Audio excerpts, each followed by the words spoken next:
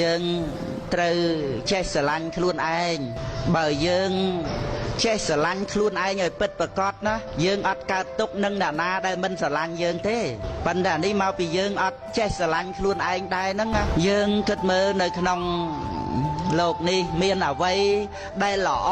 ជាងខ្លួនយើងជាមនុស្សល្អទៅទៀតមាននរណាមកជួយឲ្យយើងរួចពីបាបមាននរណាមកជួយឲ្យយើងរួចពីទុក្ខសូម្បីព្រះពុទ្ធអង្គក៏សម្ដែងឲ្យយើងមានខ្លួនឯងជាទីពឹងដែរសូម្បីតែព្រះពុទ្ធអង្គសម្ដែងថាបើអ្នកទាំងឡាយស្រឡាញ់ខ្លួនត្រូវចេះថែរក្សាខ្លួនអត្តានញ្ញេបយ៉ាងជាញា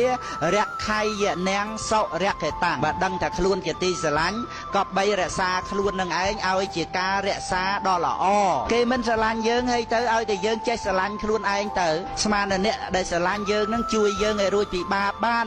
សូម្បីតែព្រះពុទ្ធអង្គក៏ជួយយើងបានផងយើងស្រឡាញ់ខ្លួនយើងតែម្នាក់ហ្នឹងគ្រប់គ្រាន់ហើយមិនចាំបាច់ទៀមទានណាទៀតទេប៉ុន្តែអាហ្នឹងវាมันអាចខត់ខាំងបានដែរបើយើងស្រឡាញ់ខ្លួនយើងប្រព្រឹត្តល្អ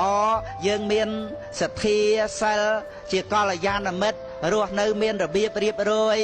ចឹងទៅ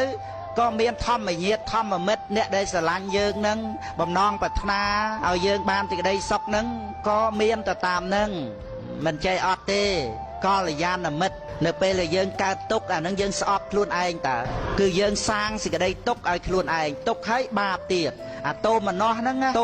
វាកើតជាមួយតោសៈមូលចិត្តបាបហើយទុក្ខទៀតទុក្ខហើយបាបទៀតហើយបើយើងស្អប់គេក៏ឈ្មោះថាស្អប់ខ្លួនយើងជាងពីព្រោះយើងមានបានធ្វើសេចក្តីសៅមងឲ្យគេណានៅពេលដែលយើងស្អប់គេនឹងសាងសេចក្តីសៅមងឲ្យខ្លួនឯងទៅតើ